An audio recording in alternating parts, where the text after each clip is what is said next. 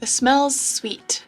Yeah, it does. Like, I'm trying to figure out what kind of sweetness, but like my general vibe is sweetness. It smells to me the way those freezer pops taste. The Otter Pops? Otter pop. Freezer pop. Like called Otter in the Pops. plastic. They're called Otter Pops. That are liquid and then they freeze, yeah. They're called Otter Pops, yeah. This smells like that, except specifically like red, purple. The alcohol version of it? Red, purple, and there's also charred oak barrels that have held whiskey nearby. Okay, cool. Specifically bourbon it smells like, but we don't know. We're totally blind. Yep. We're also Josh. I'm Erin. And we are Stuff and Whiskey, and we taste things blind to give you honest opinions, separate and apart from any labels or hype or any of our own personal biases, but you will see our personal preferences on display here. And that's the beauty of WhiskeyTube channels like ours, is you can watch them and get to know what we like and what we don't like and compare that to what you would do and don't like. And then hopefully it helps you make some informed purchasing decisions. Absolutely. As far as this goes, glass 1 smells pretty good. It smells sweet, yeah. After we smell glass 2, we'll get into tasting. We'll give them some ratings, tell you which one we like the best. Then we'll find out the price and weigh that against what we tasted to see if either of these measure up to their price tags, which is the most important part for us. And then we'll find out what we're drinking, talk about at that point who they're for, and does this experience line up? If we've had these before, does our experience blind line up with what we feel about them non-blind? So a little bit of beats, a few beats through the video that we got to hit, but let's smell glass 2 and see if it compares to glass 1. It does smell sweet, but there's like a lingering dryer sheet note. Yeah. Fresh, clean. It has it smells really similar to glass 1 to me, honestly. I'm getting a lot of the same. Glass 1 is more like saccharine-y sweet. And glass 2 smells like sweet, but then you opened up the door with let some fresh air in there too. Yeah, I'll go with that.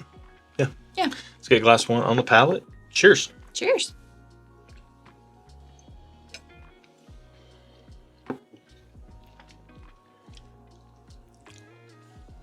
Tastes a little funky.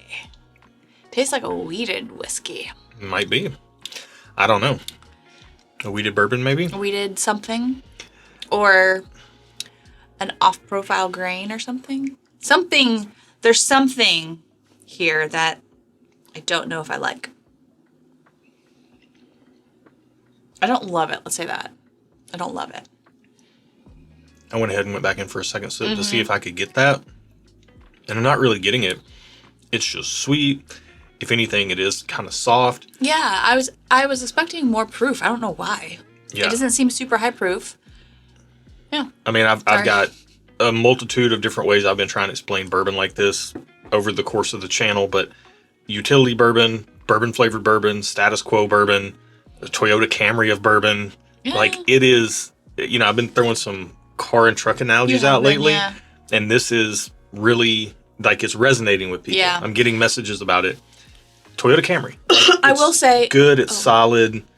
It's not going to impress you, but it's reliable, and you can't really go wrong with it. Unless you're like Erin, and you're getting that funky note. I'm not getting it. I will say that the funkiness did tame down after that second sip. So the first sip, it kind of was in the forefront, and then that was my acclimation. And I don't know if it was because I was acclimated to the funkiness, but the second sip wasn't as funky. Yeah.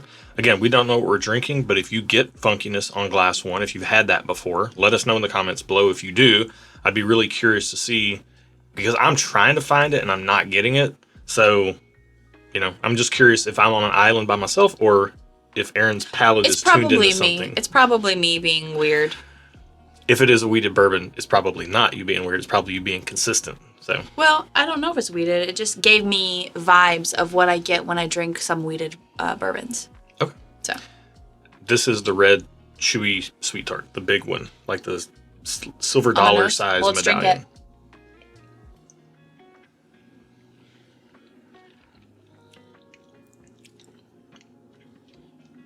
Interesting. It's got a little more pop on the palate to me. Yeah, this is going a little medicinal cherry for me. I can see that, yeah. Yeah, medicinal cherry is a note that I don't like.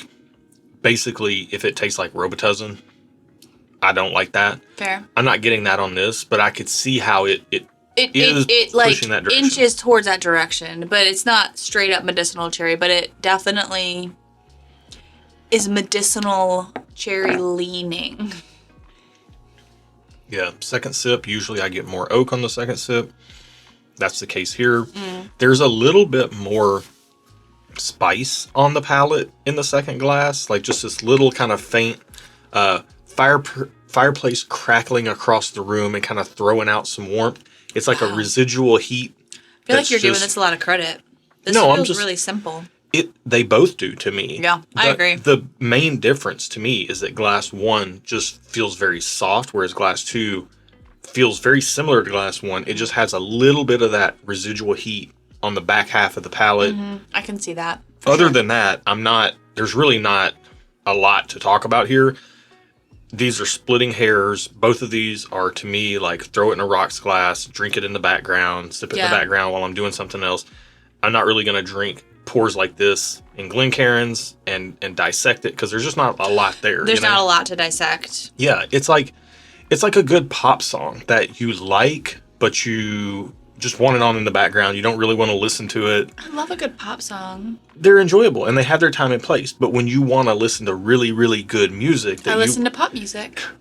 When I want to listen to really good music, there you go. that I want to analyze and listen to the lyrics and the meaning and the nuance of the instrumentation and all that stuff. You listen to Tool. I listen to Tool or various other types of music. Yeah.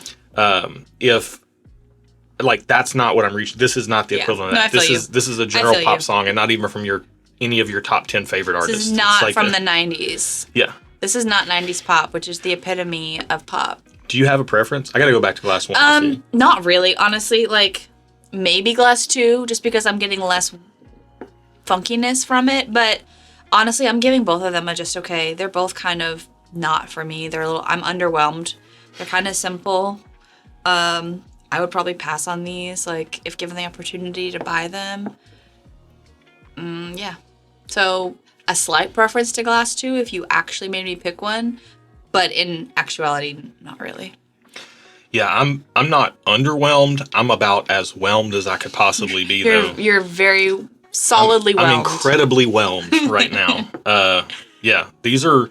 Like, they're fine. They're fine. They're good. Like, I enjoy them for what they are. I've said it already a couple times this year, but this year, like, I love sitting down and analyzing whiskey, but there is a time and place. And there's a lot of people who enjoy just throwing something in a rocks glass and sipping it in the background while they're doing something else. And I enjoy that as well. And I do that as well. And there's a lot of whiskey that does that. Mm-hmm. So I want to start giving pours like that their just due. Even though they're not my favorite pour, they're never going to score super high for me or be something I really like covet or go after. But they serve a time and place, They do. Do you have a score?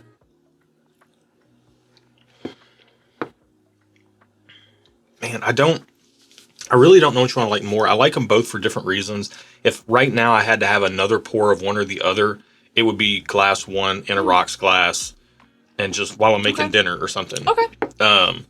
But I'm going to give them both. I'm going to give them both thumbs up. I like them for what they are. Wow, you're very generous. Predicated on them being like $30 bottles that are easy to find and available on the shelf. Yeah. There's nothing inoffensive in either glass. They're just very basic, and we'll see if the value holds up. Or if either of these are hard to get or allocated or anything like that, I'm out. Yeah. I don't think there's enough there to keep me wanting to, to cause me to put forth an effort to get them. Yeah, there's hundreds of bottles that do what these two do. Better things. Right. Okay. Glass number 1 in our key is number 74. It's $35. That seems appropriate. I'm still saying just okay though. It's still not for me. I didn't love the kind of sour vibes I was getting, and I went back for like a third and fourth sip, and I'm still kind of getting that. It's not for me. I don't really like things that give me that sour tinge. I'll stay thumbs up for what it is. Like, it is what it is. It's nothing like that's a profile I can just drink while I'm making dinner or while we're watching a movie that I actually need to pay attention to, and I don't need to be thinking about what's in my glass. That's true. What's the price on glass number 2, number 73? $40. I'm staying just okay, even though I do feel like that's a fair price for what I was drinking. But what I was drinking was still not for me. So, personally speaking, these are not something that I would go out and spend my money on. I honestly probably wouldn't even get these, a pour of these at a bar. I'd probably rather have something else, but I do think they're good for what they are, so I am staying just okay on both. Yeah, and maybe you guys can let me know in the comments below. I'd really appreciate some guidance from the audience here, from you guys. You know, there's so many things that do what these do, and I like them for the price. So two thumbs up to me is I love it. Thumbs up is I like it. Just okay is I could kind of take it or leave it. Thumbs down is I'm a pass. And these are kind of right in between that just okay to thumbs up. Like, I like it for what it is, but do I like it enough that I want to buy a bottle? I mean, for 35 or 40 bucks, like, you know, I say it all the time, but like one of my go-to easy sippers, just throw it in a rocks glass, you know, Early Times Bottled and Bond or E.H. Taylor Small Batch or something like that. Watch this, people, for this. No, they just came up on the channel like a couple weeks ago. And Early Times Bottled and Bond beat E.H. Taylor, spoiler alert. But, like, do these have a place if I can just get those? I mean, we're right on the tiptoe, but I'm trying to be more conscious of the utility aspects of whiskey in the sense that there's a time and place for each product. You know? I get that. If I'm building... I'm approaching this differently. I know. But I get that. But if I'm building a house, I need a hammer, you know? But if I'm working on a piece of musical instrumentation, whatever, what do they call it? Arrangement, then I need other equipment, you know? And like, this isn't a precise equipment situation. This is just, give me a blunt instrument. This is us literally drinking whiskey on the internet. It's just a blunt instrument. This is just for fun. Yeah, this is funsies. With that said, I think I'm going to stay thumbs up on both. Okay. It is very, very soft though. Like, they're both pushing the top limits of what I would want to pay for either one of them, because I think there's other stuff available for around the $30 price point that do what these do. And maybe do it slightly more to your preference. I wouldn't even say that. I like these. Okay. That's what I'm saying. I'm staying thumbs up because I like what's in the glass. Okay. I would use it for a very specific purpose. Well, let's find out what's in the glass. Let's find out. Glass number 1 is number 74. This is the one that I prefer slightly today. Interesting. O.H. Ingram, Uncharted. Oh, it's a weeded bourbon. Interesting. Well, you know what's also interesting? Is glass number 2? Glass number Weller Special Reserve. 2 is Weller Special Reserve, which is also a weeded bourbon. But I don't usually tend to pick up the weededness on Weller's, don't I? Yeah, no, that's where you get it the most. Oh, but I didn't tonight. Nope. I picked it up on the O.H. Ingram, though. You did. Wow, look at me knowing stuff, y'all. Right. I'm so proud of myself. I didn't even mean to, but I did. So a couple of quick things. We've talked about a lot already. We'll be brief here. Okay. Do these line up with our experiences non-blind? I don't remember, do they? For me, yeah. Generally speaking, Weller Special Reserve is pushing the limits of what I want to spend for what it is at $40, but it's fine. It's good. It's not blowing me away. It is hard to get in a lot of markets. Oh, is it? Forget that. Just get O.H. Ingram. Like, these are splitting hairs. Oh, I don't know, though. They are splitting hairs, but I definitely picked up the weededness more. So if you love that, if you love the weededness of a weeded bourbon, maybe O.H. Ingram would be what you would want to get instead, because to me it came across more of the wheated. So we've had this revelation once on the channel before, but it was only in one episode and we never revisited the concept. Oh. The weeded, because I just smelled it, knowing what it is. Yeah. And I get a little like wheat bread in there. Like, see, to me it's that note's in there. Different. There's no, but listen. Oh, go on. Your mom used to make homemade wheat bread, and you to this day she would grind the wheat.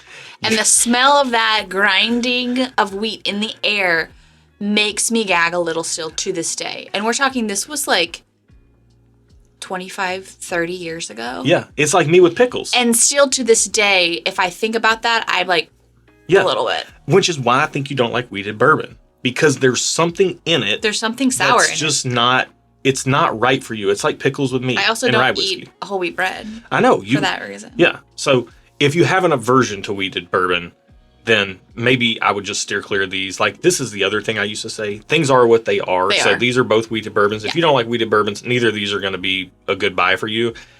if you've had weeded bourbons and you like them, and you haven't tried either one of these, they're worth picking up if you can find them for the prices we mentioned. It's definitely not worth paying up for Weller Special Reserve. I agree. With that said, if you would have told me the first glass was Weller Special Reserve without the price tag or anything, I would have believed you based on how it tastes. Yeah. So I do think O.H. Ingram, personally speaking, because I don't have an aversion to wheat, I just don't prefer it. You have a point. I think that O.H. Ingram Uncharted is actually a really good substitute for Weller It's not Special an Reserve. identical substitute, but it is. I do agree with you there. It's very close. I said cherry and grape frozen popsicles, which are like typical Buffalo Trace notes. Cool. Yeah. So to me, it very much, like you could literally put that in a Weller Special Reserve bottle and give it to me.